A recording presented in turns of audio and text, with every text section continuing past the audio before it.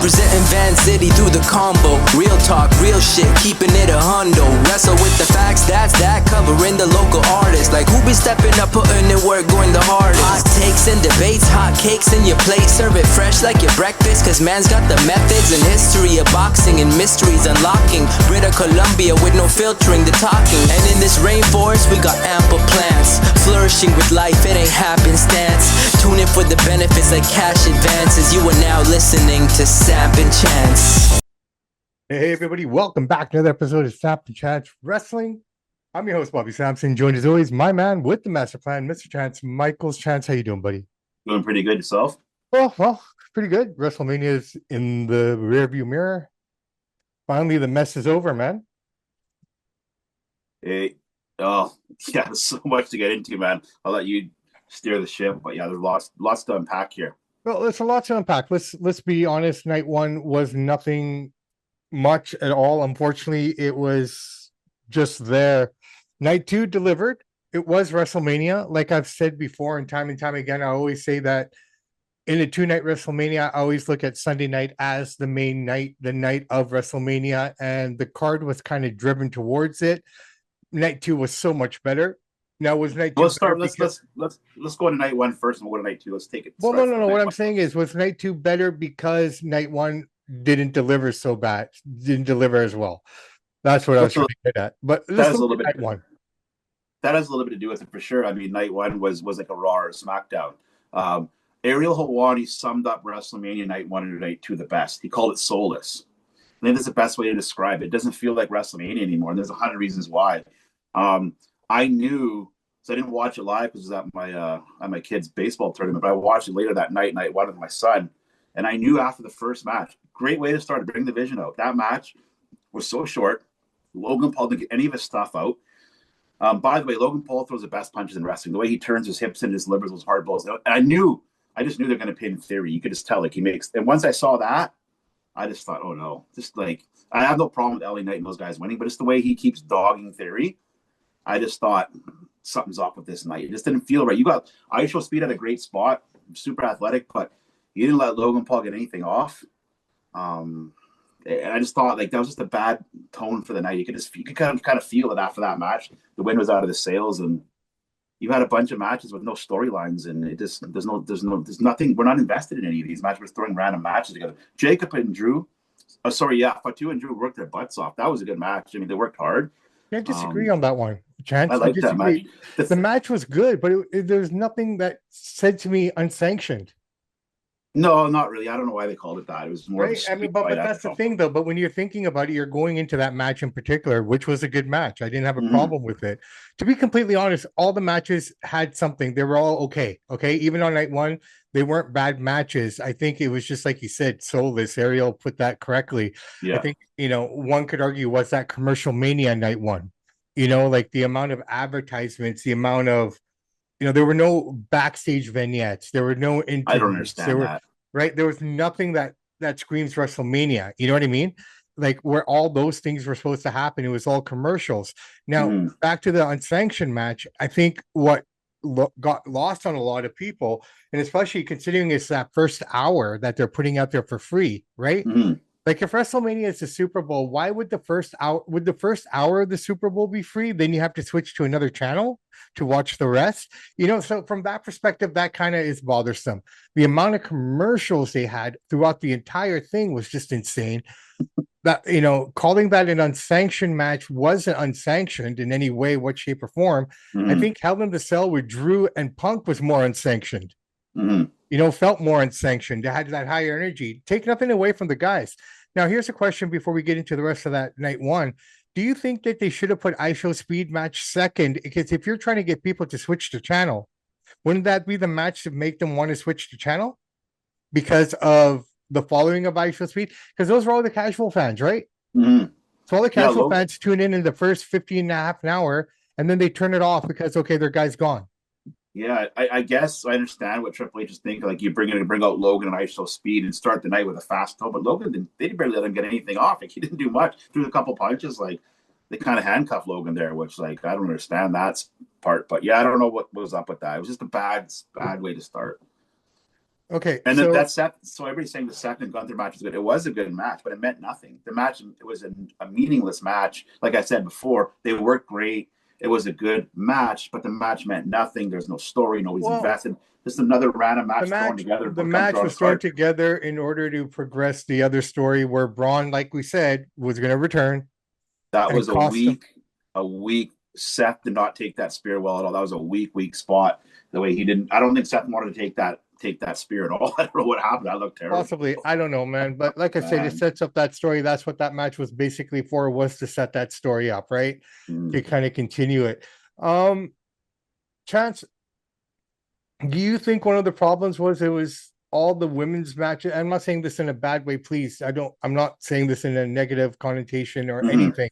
But do you think that card suffered because it was so many of the women, like they didn't distribute the women's matches? It's like I feel like they put them all on that one night. Like, you know, I can understand Liv and like, dude, you could have taken one of those matches and put them on night 2 as well if you wanted to. Do you feel it was too heavy on that side? I think so. I think they were trying to differentiate night 1 from night 2. Night 1 was more the women's heavy. Night 2 was more the male heavy. But the problem with night 1 is that you had too many matches that don't mean anything. And the matches don't mean anything. Like Ariel Helwani said, WrestleMania felt soulless. That WrestleMania night 1, in my opinion, I can't think of a worse WrestleMania than that. It was absolutely. My son is even like, he's 10. He's like, Dad, this is boring. Yeah, well, I think it didn't help. So bad. I don't think it helped in any way with how the match ended with Randy and Cody as well. You know, I mean, I think that match was really good. It was going really good, and I was happy because they got all the nonsense out of the way in the beginning. You know what I mean? Jelly Roll, Pacavy, everyone was out, and these guys had a straight up wrestling match, and it was really, really good. I think the problem I had with the ending, though, was the ending was so anticlimactic. Like just one crossroads, at least give 2 or 3. Make it, you know what I mean? Like you caught him off guard, you got him with the crossroad, get him up again, do another one. Make it believable. It was just like with the amount of stuff that was going on in that match, to end it that way was just anticlimactic. And I feel bad for Randy Orton because, you know, we were talking about it over the weekend, and it's kind of like this guy's been involved in some matches that just made no sense. You know, God, you know, rest his soul, Bray Wyatt. Like, what was that at WrestleMania with Randy? Well, that leads me to believe. I wonder how much that's Randy's influence. Does he have too much influence in his matches, and he doesn't know what he's doing? There's one thing to be a good wrestler. There's another thing to plan the match out. Who's this? Cody? Huh? Who are you talking about? Cody? Orton. Oh, okay. Well, I mean, so that I can tell you right now at CAW, we got a lot of great wrestlers. Yeah, they can't book a match. Yeah, no, so there's a different levels to it. So I don't know what happened there. Here's the thing: when they booed Stephen A. Smith, I don't know why these people are booing Stephen A. Smith. This guy literally had on Roman Reigns, Logan Paul, you name a wrestler. They were on First Take. He was trying to promote your guys' show. Yeah. You know, I get it. But you know what? It's just the way fans are. It's like, you know, when other commentators or other people from outside of wrestling come in, people boo them. It's like when the commissioner comes on the ice. You know what I mean? No, I get it. But like, Steven Smith has nothing to do with wrestling. He's just a fan of wrestling. But he has these. I get it because ESPN. But he has them on their biggest show, First Take. He has all these people on. He's trying to sell this, and you guys are booing him. Well, I think he's polarizing too because he does so many other things outside of it. Like he has so many other, you know, venues that he goes down. Right? I mean, I understand it. I know what you mean. Like it. But Stephen A. He played it great. He's just like, that's one of my favorite moments I've ever had. Yeah, exactly, right. But it makes no sense. This guy's trying to help you guys, and you guys are doing that. So I thought, yeah. Well, night 2. The nice thing is Triple H didn't come out of the post media scrums. He knew from last time they're calling him Baldy, Nose Man. We want Vince. He's been either he knew or they told him don't go out there. Well, he hasn't been out there in the last 3 shows because they're booing him, right? Yeah. It makes sense. He's actually the most hated man on social media right now in the wrestling world. Hey, you know, we're going to get into that because I want to, you know, I think that's unfair criticism. Like, one more thing here, and I got to give TKO credit and Mark Shapiro credit. They read the room. Triple H is just getting you'll be hard pressed to find 10 people saying good thing about his booking. So what did Mark Shapiro do? He came out to take the heat off of Triple H, and he says TKO has all the creative and all the control. It's all us. Now he's taken that away from Triple H, so we will hate on him less. Oh, it's not Triple H's fault. These storylines make no sense. It's not Triple H's fault. It's all our fault. Great work by TKO to try to bring Triple H around. Most people are smart enough to realize it's BS, but good job on Superior on that interview to say that, because it kind of like he's trying to level it out. Triple H has said many times, we've heard Shapiro in other interviews and Nick Khan say Triple H is 100% of the creative, we do the business. So they realize business is bad, so they're trying to save face for Triple H. It's just time. He just needs to go. His time is just long in the tooth. Well, look, but I think Triple H has his issues, but I do believe TKO is involving themselves a lot more than they need to be either. But let's finish this thing and then we'll get back to that. Yeah. So night 2 starts off, and that felt like wrestling. The whole night just felt different. Everything felt different on night 2.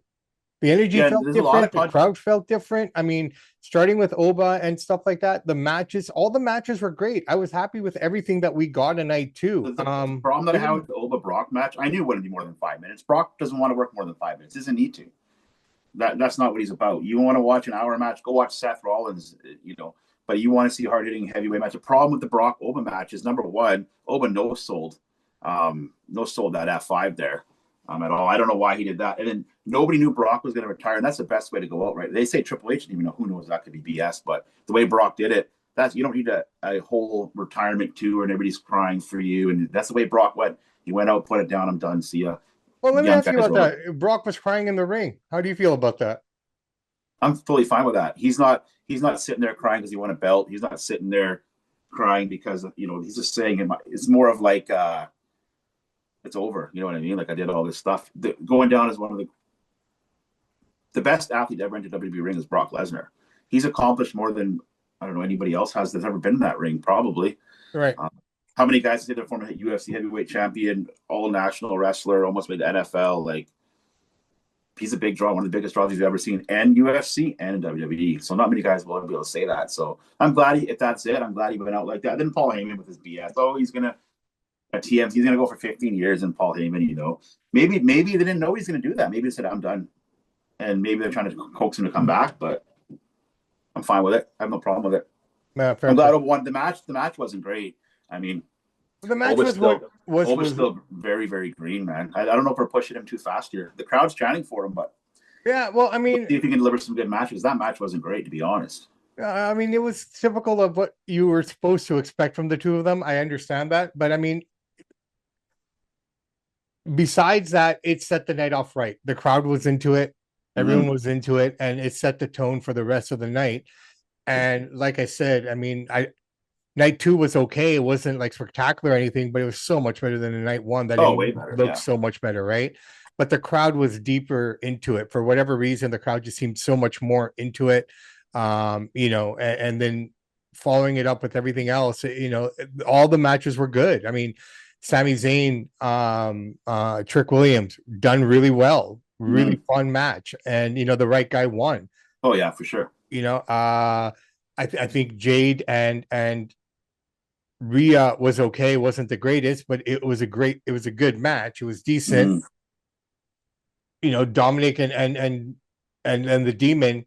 I wish the Demon was kept a surprise, personally. I think it would have had more effect if no one expected him to come out as a Demon, but announcing it kind of took a little away from it, in my opinion. But the match was good. The coup de grace through the table was pretty cool. Yeah. On to the main event.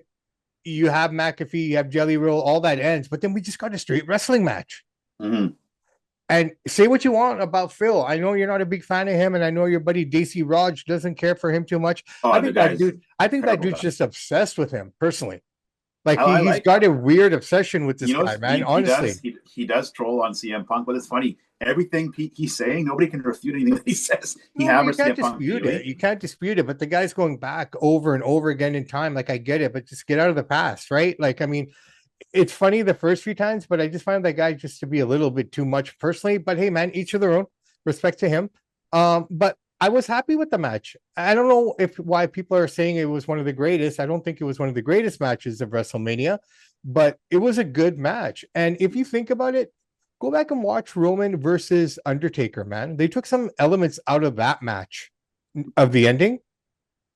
Like, put them side by side. It was pretty interesting. But Roman winning clean, you can't go wrong, man. It was good. Yeah.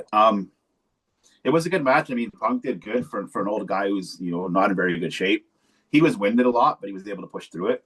And he rose to the moment. I mean, people are prisoners of the moment. They'll see this match. Oh, it's one of the greatest. It's not one of the greatest. It was a really good WrestleMania match. Absolutely. Punk surprised a lot of people. He is long in the tooth. Did you hear what Roman said to him when they were locked, like when they stared at each other face to face? You see what Roman said to him? I didn't catch it. Sorry. He said, "Is this your last WrestleMania?" Punk goes, "Probably not." And then went out. There you go. Okay. So, but I mean, it was a good match. I'll give Punk his credit. I'm gonna tell you honestly. I know he's polarizing, and a lot of people don't like him. You're not a huge fan of him per se. Okay, but in that moment when he came out, I felt happy for him because it's kind of this is what he's always wanted. You know, I don't care what CM Punk wants. No, I get that, but just from a nostalgia point, just to see the man achieve, it was a nice feeling for me personally. Yeah, I mean, I get what you're saying. If you're a fan of the guy, I could care less what CM Punk. It's not even being a fan. I just think it's just being a wrestling fan, seeing a guy finally get to his goal. He's one of the most arrogant, egotistical, nasty people to his fans. All these geeks cheering this guy on. He can't stand you people. He hates you people. He says it. I'll get in that hotel thing in a minute. So he acts like this. He has no regards for the fans. He said he'll never wear a suit. He's wearing suits. He'll never take blood money. He's taking blood money in Saudi Arabia. The guy is the biggest hypocrite fraud. Now, in saying that, in the ring, he put on a great match. I can't deny it. They worked well. That felt like a WrestleMania main event. It was a great main event. Best match of both nights by far. No match even compared to that. They were telling the story in the ring, and CM Punk delivered, man. I can't deny it. No, he was just delivering. He wasn't going to give up. And you know, I think they worked their butts off. Yeah, and I think. Oh God, I've lost my train of thought. I had something pretty interesting to say there, but carry on. Yeah, so I mean, I got to give him his flowers, man. Him and Roman had the best match of the night. I remember now. Not even close. I think Punk is the kind of guy that you don't have to necessarily respect him outside of the ring, but you have to respect what he can do in the ring and what he has done in the ring, right? On some nights he can deliver. On some nights he's not into it. He's lazy. He's gassed. On this night, however, he was not. He worked his butt off. Roman was good. No, the story was really good. Roman will bring the best out of you, right? He's younger. He's stronger. He's more fit, and they danced well, man. Like it's a great match. Absolutely. No, the crowd was split. The crowd was split, and I think what I really liked about this match, there was no interference. Mm-hmm. Like, how many WrestleMania events have we seen in the last 3 to 4 years where there's 15 people, 20 people running down to the ring throughout the whole match, right? Yeah. This match had none of it. There was no one. No Usos showed up. I didn't know who was going to show up for Punk, if anyone was going to. Mm-hmm. But, I mean, the fact that there was no interference, we got a straight match, Mm-hmm. Yeah, it was well done. It was really good. And when it started to speed up, once it got through, the middle section, we started to get near the end and it started to speed up. You're thinking, okay, who's coming? Who's going to come? What's going to happen? You know what I mean? We're almost trained now psychologically to believe that someone's going to run out and do something and to fear. But to get a straight up match that was really good. Very good. Yeah. I didn't need any interference, and the story was told in the ring. And this is where I'm talking about psychology. I always talk about psychology. This is where psychology was on display. You had CM Punk not willing to give up, using his last breath. Like, the storytelling was great. Yeah, it was awesome. Both sides, right? I was surprised because I didn't think that. I always enjoy Roman's matches. I didn't think Punk would have the gas tank to go. Was it almost 30 minutes, whatever the number was? And he did, man. And he gassed out a bit, but that's okay. He like you said, he didn't give up. He kept fighting. Great match, great story. He took some hard falls, man. Punk got slammed on the canvas a few times, like outside the ring there, and on the apron, I should say. And, the steps too, like the steps and everything. So I mean, to say that Punk's not willing to take the hit, right? He did take the hit, right? In the right moment, he will absolutely. Yeah. So I mean, look, night 2 was much better, but here's the thing, man. It was just the ladder match was really good. I gotta think that's one of the better ladder matches we've seen in recent memory. That was a good ladder match. We were all talking about it like, oh, this is going to be boring and this and that, but that was a great match too. Like I said, really, and I think maybe that's what made it good is the fact that we had no expectation for it. You know what I mean? But dude, the commercialization of the whole thing, I think, left people very disenchanted. To what Ariel was saying, that's what made us soulless, because where were the backstage vignettes? Where were the little interviews? Where were all the little things that you normally get at WrestleMania, right? We didn't get any of that. All of that was replaced by commercial break after commercial break after commercial break. Not so much, it didn't feel so much on night 2, but night 1 was just flooded with commercials. And this goes back to what I was saying, as we step away from the WrestleMania card. Before we leave, quickly, out of 10. Night 1, 4. Okay. Maybe the worst WrestleMania you're ever going to see. Yeah, I gave it a 5, to be fair. Because they did have a couple moments here, but night 2, I gave a 7 out of 10. Yeah, I agree with that. That sounds fair. Right. I think that was the much better card. And, that was WrestleMania. That just leads me to feel in my heart that WrestleMania should only be one night. We don't need 2 nights of WrestleMania. WrestleMania night 1 now feels to me is a consolation for the people who couldn't get onto the main card. Well, not really. I mean, you had Orton and Rhodes. You had a few guys. No. I get that, but you know what I mean. You could have had Orton and Rhodes on the other one too. In the past, he would have had both of them there, right? Like, I mean, it's just, if you're gonna have it, do it on one night. WrestleMania should be one night, in my opinion. Too many commercials, too many of all those kind of things, and I think that took away from it all. We haven't talked about Danhausen. That guy's hilarious, man. I got to get into that in 1 second. Thanks for bringing him up, by the way. So my whole thing after watching this, I didn't watch any of it live. I was at the baseball tournament. I watched it all after when I got home. The one thing I thought after I sat through all these, I wasted a lot of time watching WrestleMania this weekend, is I thought, what has happened to what Vince built? These people, from Ari to Mark Shapiro to Nick Khan to Triple H to Stephanie McMahon, they're not doing it intentionally. They're absolutely destroying this great event, this great brand that your former boss, father-in-law, dad built. Yeah, because the company in charge of it now. It's all of them. No, it's all of them. But I'm leaning in on TKO because this is where I want to segue to here. Okay, the commercialization of it. They have to pay the bills, right? I get that. Well, because they paid too much for it. Well, that was them. Okay, no, but it's even ESPN and Paramount. Okay, let's just think about this realistically. Paramount, ESPN, hold on. Paid for what WWE is. No, but they're still both overpaid considering what they're offering and giving them in terms of content to get their money back. Okay, on both fronts. When you think about this, like, there's no way that WWE fans should be talking about TKO. There's no reason that UFC fans should be talking about TKO. The parent company should not be talked about. We always have done that, though. We did that with Ted Turner. We did that with Vince McMahon, right? Zuffa owned TKO for the longest time, but no one ever talked about Zuffa directly, right? So this is what I'm saying. So TKO, in my opinion, needs to just take a step back and let WWE run on its own.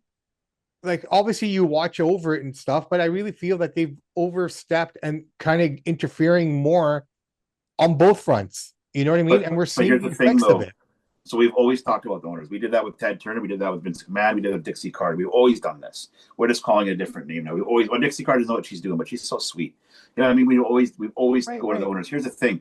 TKO is stepped back. Until Mark Shapiro came out and said, we have 100% control creative, which we all know is not true. We've heard Triple H, we've heard Steph, we've heard Nick Khan. All these people say it's all Triple H does the creative, Raw and SmackDown papers, all him. He picks the winners and losers, and he books them. We've even heard the talent say that, from Karrion Kross to Baron Corbin to Bobby Lashley to MVP. They've all said Triple H is the charge. So now they think we're so stupid that some of these idiots on the internet are going to believe that Triple H has no control of creative. He's 100% control of creative. I'm not talking about that aspect. I'm not disagreeing with you. So Mark is pulling the heat off of Triple H. So he wants us to say, "Oh, TKO, they ruined WrestleMania because of Pat McAfee and all these commercials." And Triple H, it's not Triple H's fault the shows are so bad. It's not his fault we're under 1 million viewers. It is his fault. No. Because he's creating it. Right? The problems in WWE are multifaceted and can be handed out portion by portion to different people, right?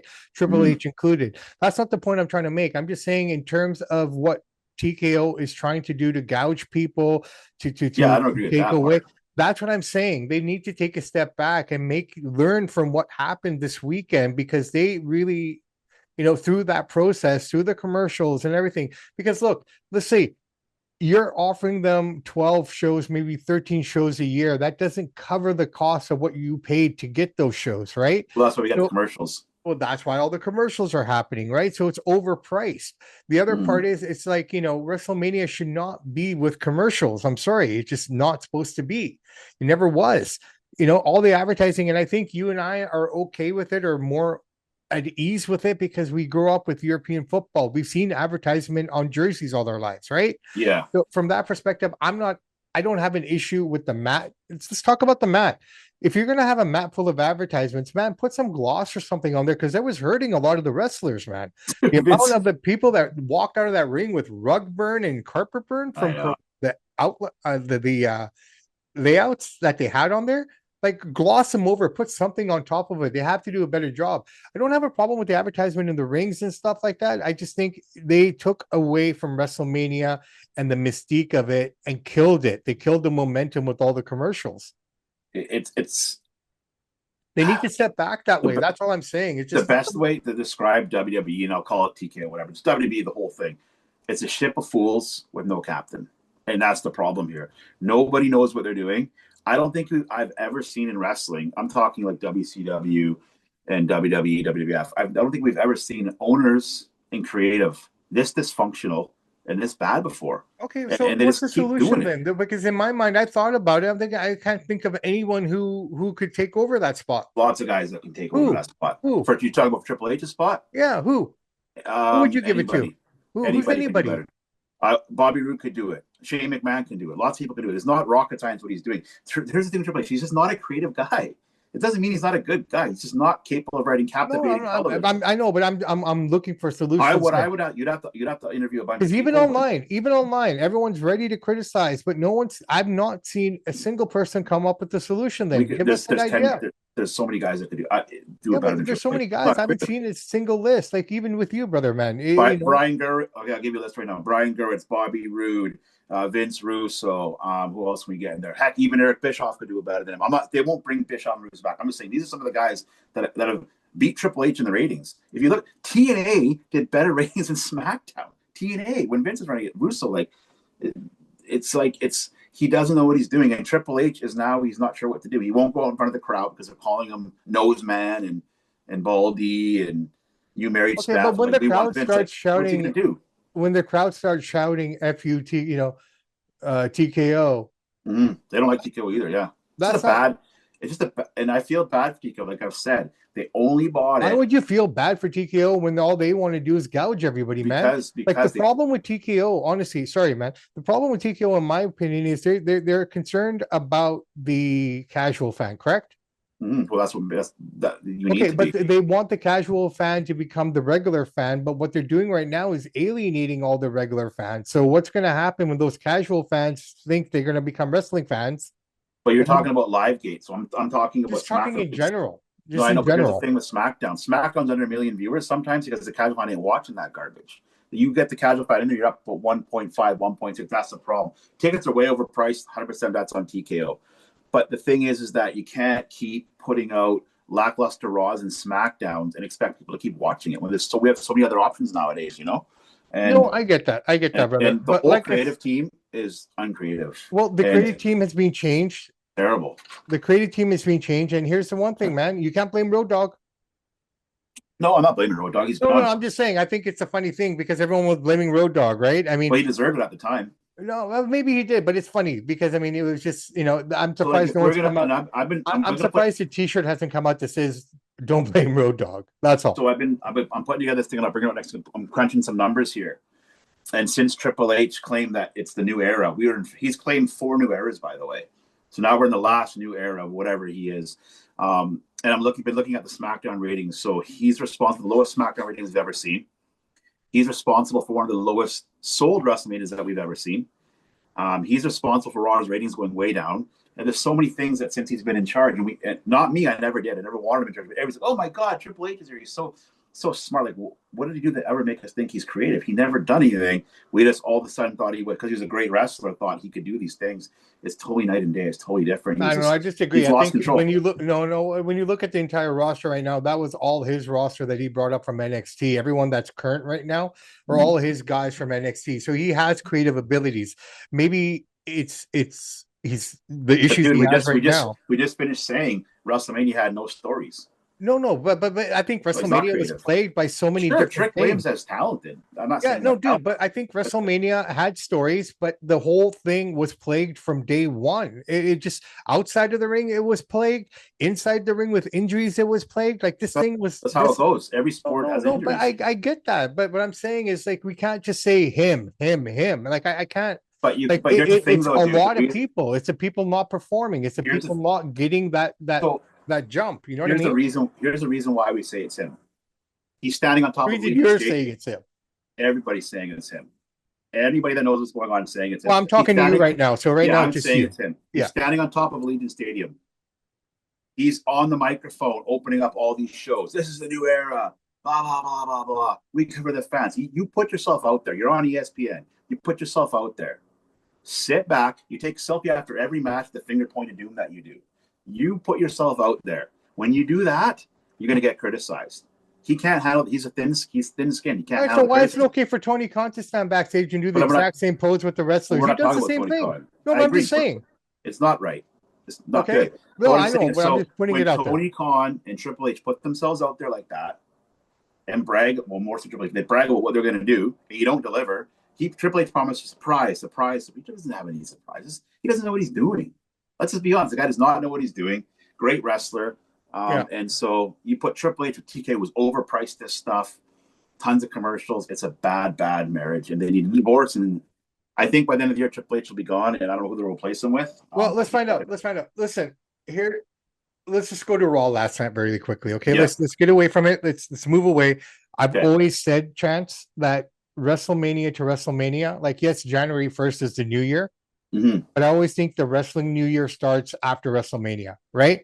Okay. We get that 1 month of backlash. This is that last month, like where we're gonna finish off the leftover turkey, this and that. Man, what a good start to Raw last night. What first saying it's the new year. Raw was good last night. I enjoyed it. It was better than night one, to be honest. I thought my favorite part of Raw, and I didn't watch the whole thing. I watched most of it. That promo that Logan Paul cut. Man, did he have the crowd going nuts? He had the belt up here, and when he said, I hate these YouTubers coming to my world. I hate all these wannabe. It's him, and the crowd is going insane. They hate him so much. That's real heat. That's a real heel. Nobody's more hated in WWE than Logan Paul, and God, is he good in that mic. Man, did he kill that promo. Loved it. No, it's good. But, Brilliant. Jacob and Roman, no one saw that one happening right away. So that's kind of fun. The thing is, what I like about Roman, for Jacob, to be honest. What I like about Roman being champion right now, there's a whole bunch of new stories that he can tell. He's got a bunch of new guys to work with, right? Like he said to Oba, he said, hey, let's see what you do this summer. So like you said, he is a little green. He still needs a little tuning and this and that, but he looks great, and he's going to be. He looks great. He's going to be good. And honestly, let's talk about the promo he cut on Monday last week. That was an amazing promo. So he's got mic skills. He just needs to tune up and tweak his thing. Brock wanted to put him over if he didn't believe in him. Yeah. Right. So from that perspective, that was cool what Roman did. So he kind of put it he left it there, but he left it open, saying, hey, let's see what you do over the summer, and then we can talk. I just hope we're not doing the bloodline again. I think we're going to get something similar to it, but I mean, it's been far enough away that it could be a little fun for a little while until everyone gets bored of it, right? So I mean, it's a fresh beginning. I'm glad Roman's champ again because, it is nice to get the belt off of Punk, and I hope we don't see Punk and Rhodes at SummerSlam. I think that's where we're going with that. I don't know what that's a lackluster main event, but we'll see. Look, let's find out what happens on Friday, because that Randy Orton feud's not over by any means yet. That's still going to go on. I think Randy might still win the title at Backlash if they're going to go at it again. In terms of Randy Orton, what we saw. No, I don't think so, because Randy's not winning the belt at Backlash if they have a match, and there's no point of the Punk Cody Rhodes segment yesterday. They're having a title match. Again, planting seeds for the future. Who knows, right? I mean, it may never happen. It's just my problem with the Punk and Rhodes is they're both faces. What's the well, Roman and Punk were faces too. I know that took away from it. I thought the in-ring was great though. Yeah, but I think people forgot it because that crowd was just so. It was like a John Cena match. Half the crowd was for whoever he was fighting, and the other half was for him. That's that atmosphere, right? We haven't had that feeling in a while, and that match was great, man. That just shows how good awesome match, Roman is, like how far he's come. Remember how everyone was shitting on Roman for years, and now everybody loves him. You know, so I mean, you got to come into your own. And as I said before, I think the best thing that ever happened to Roman Reigns, to the Roman Reigns that we got today, is because of what John Cena did to him, exposing him in front of millions of people in that promo. Yeah. You know, and Roman couldn't come back, and he had to go back and learn. I think the only one thing that in ring was great. Punk rocked. He rocked it. He did good. Roman rocked it. Great psychology.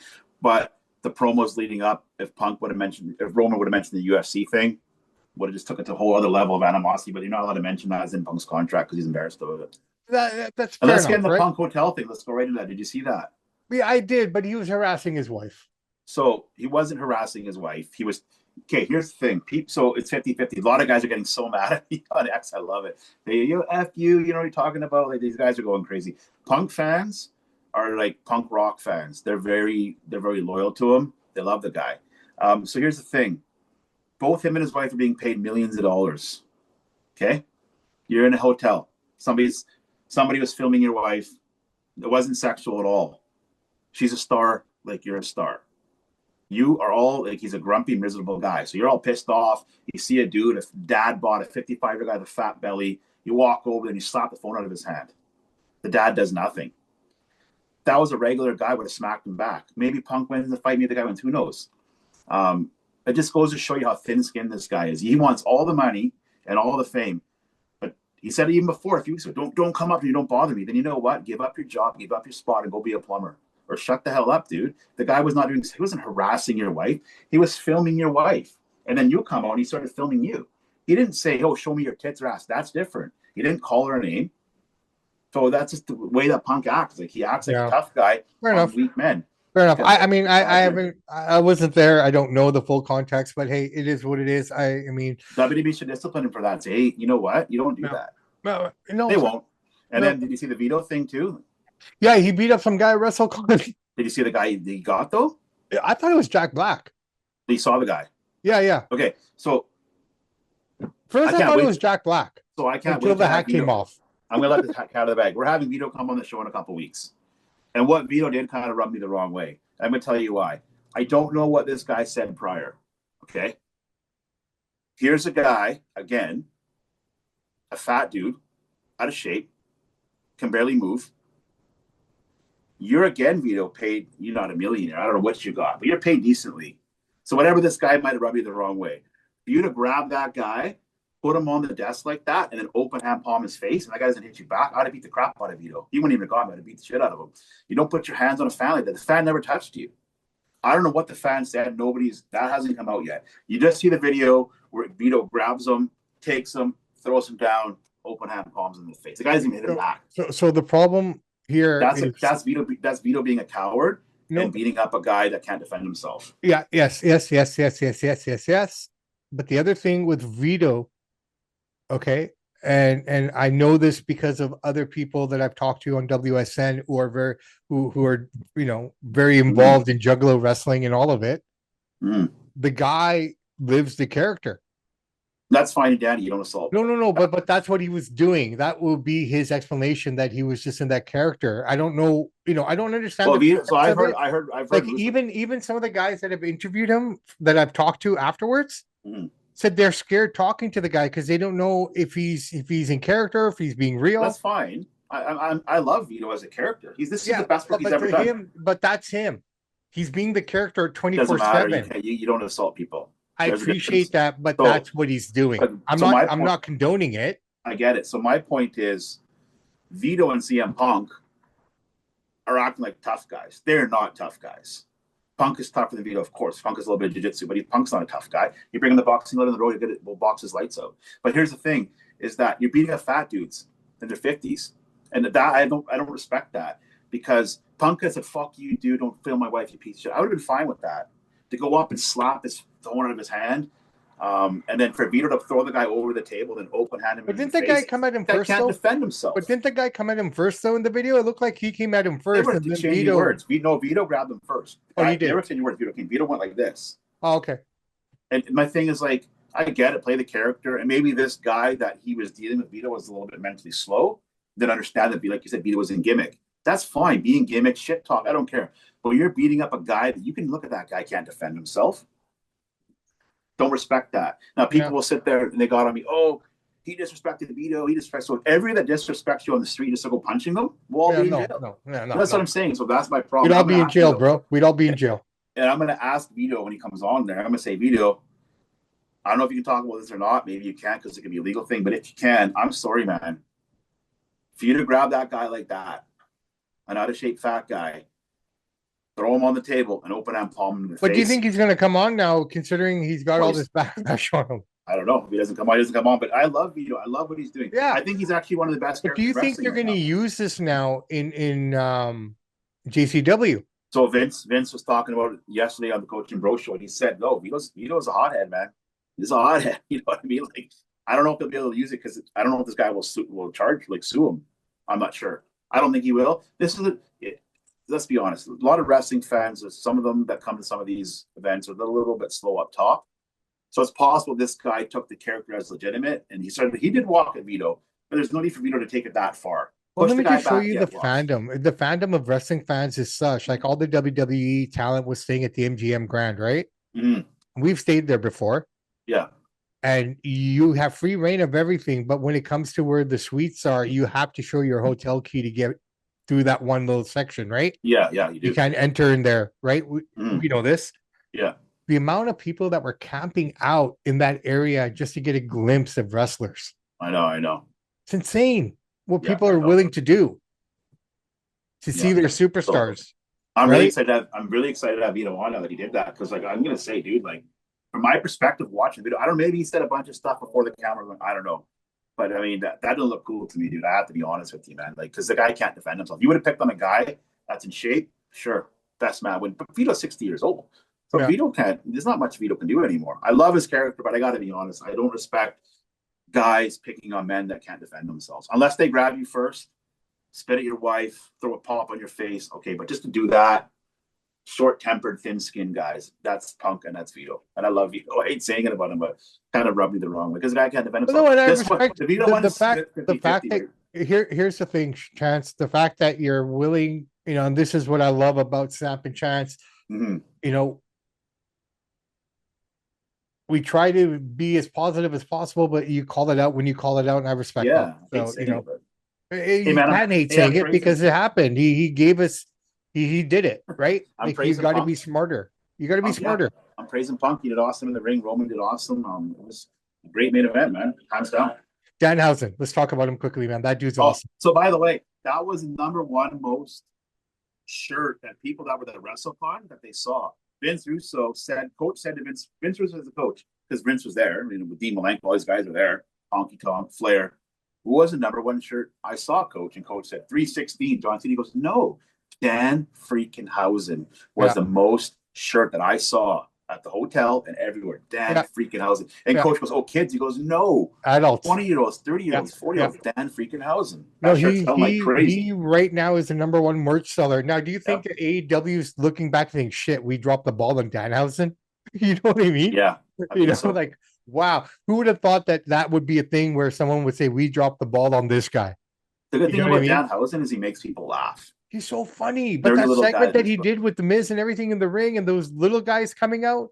Did you see him on First Take when he cursed Stephen A. Smith? It was hilarious. Yeah, it was hilarious. He's funny, dude, man. And my favorite thing is, I'm going to disappear. He does the smoke, but he's still standing there. Like, just I know. all of it. Just the way he does it all, right? Like, we need that in wrestling. We need the humor. We need the entertainment. Wrestling's entertainment. He legit broke John Cena. Yeah. Right? Like, he legit broke John Cena. Listen.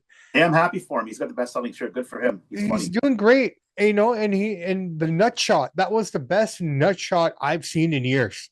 Yeah, it was a good one. The way he delivered it, like we normally get this, right? Mm-hmm. He did the Superman style kind of, they're just his mannerisms and just the way he moves, it just flows. He just does a really good job. I'm really happy about it. Okay, quickly, we talk about AEW, then we're going to wrap this up, okay? Last Wednesday, in Seattle, Washington, Darby Allin, MJF, squash match. Second squash match that MJF has taken this year.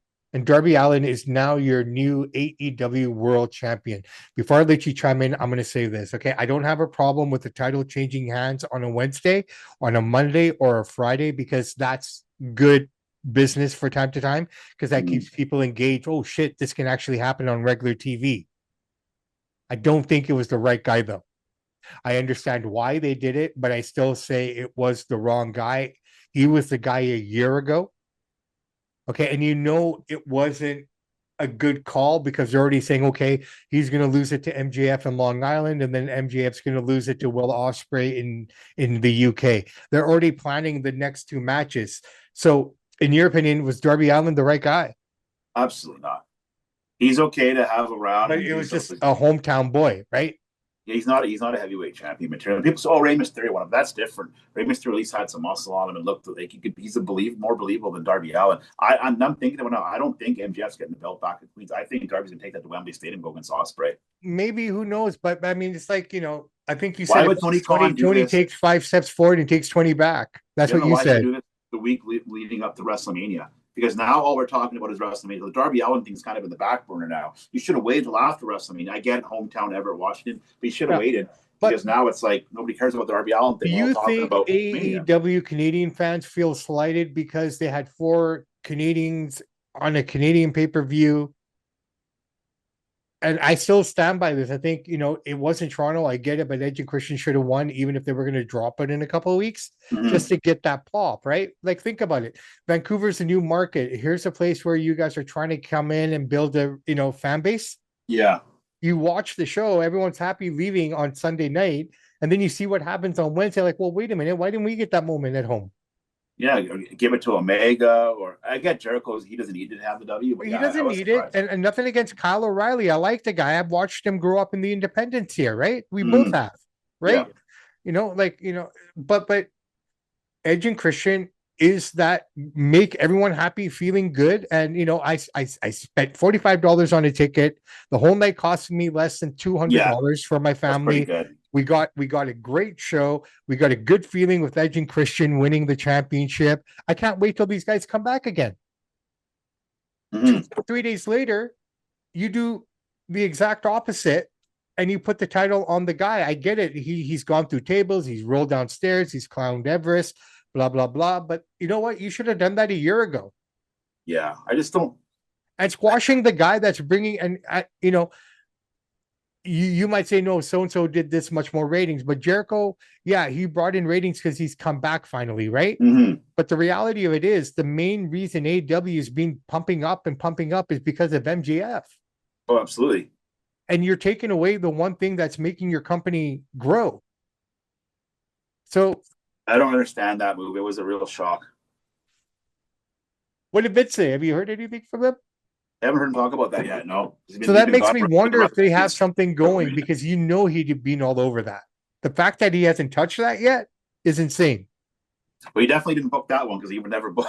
But what I'm saying is it makes you wonder if AEW and Vince have something cooking, because Vince would have destroyed that. Oh, yeah. Yeah, maybe he didn't say nothing. Maybe he will this week with his shows. Well, let's see. I mean, it's kind of lost now. We're kind of out of it, right? So it is what it is. All right, brother man. That was WrestleMania. That was AEW. TKO, I still say, needs to kind of figure themselves out, because us wrestling fans should not be talking about TKO. Right? UFC fans should not be talking about TKO. It just shouldn't be in our mouth. And you know what? Yes, you're right. We talked about Vince. We talked about Dixie. We talked about Eric Bischoff, but they weren't in Ted Turner. But that was a different time where they were more characters even though they were owners, right? Where this is more of a public traded company, and we just shouldn't be talking about TKO as wrestling fans. They should just be there doing their thing. That's all I'm saying. So from that perspective, I feel TKO needs to take a step back and just let them run the company and whatnot. Shapiro saying what he's saying, yeah, but I still believe in my heart of hearts that they had their fingers more in the product than they're letting on. Maybe not on the booking side and writing. Everyone has an equal part to play in it, but TKO needs to step back because they took away from the fans. Did you notice one thing? You notice who was not at Stephanie McMahon's Vince Hall of Fame speech? Vince. Was Shane there? I didn't pay attention. I didn't see. I don't believe he was. No, he's got a lot. Been for a while. He's not a huge fan of her husband, I guess. So it's understandable, right? Like, if anybody should be backstage doing creative, I know Triple H has been an actual wrestler. It should be Shane. It shouldn't be Triple H. And I'm sure he's got some animosity towards that. And maybe at the end of the day, Vince made the wrong choice. Maybe he gave Stephanie too much power when it should have been the Shane. We wouldn't have, it's hard to say. Hindsight's 2020, but there's definitely some animosity there. Well, it is. It's in wrestling. Fans are chanting, "Thank you, Vince." That was good to see.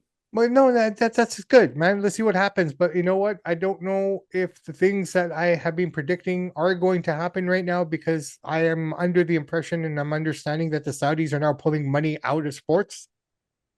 Well, on some things. On some things, but I mean, if it starts with some things, it's going to go to other things, right? So let's see where all this kind of goes, right? So let's find out. And WrestleMania 43 is supposed to be in Saudi, so I guess we'll see how this all kind of plays out, because I think that's going to be even worse than this WrestleMania if that happens, personally. In terms of fan connection and stuff, because all your fan base is here, right? Mm-hmm.